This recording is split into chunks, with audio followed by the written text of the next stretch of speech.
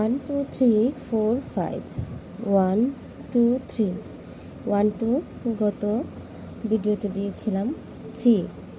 আচ্ছা 3 এই যে এইভাবে আনবো প্রথমে 3, তারপর একটা এইভাবে আনবো, আনার পরে আরেকবার এইভাবে আনলেই 3। আচ্ছা তারপরে আবার লিখবো, কি মানে এক একজনে এক এক নিয়মে লিখতে পারে। 3 আবার 1 2 3 4 4 এই যে এইভাবে একটা দাগ দিলাম, তারপর এইভাবে সোজা একটা দাগ দিলেই 4।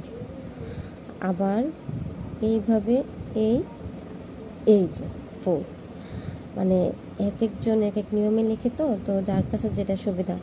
4 আবার একটা দাগ, তারপরে এইভাবে 4 1 2 3 4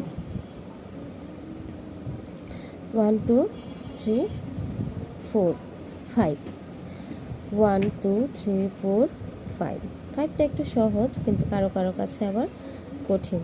একটা টান, তারপরে ডান দিকে, তারপরে ডান দিক থেকে এইভাবে আনবো, বাস 5। আবার এভাবে, তারপর এইভাবে ভুল করে এইভাবে দিলেই হয়ে যাবে 5 1 2 3 4 5। আবার এই যে এইভাবে দিয়ে 1 2 3 4 5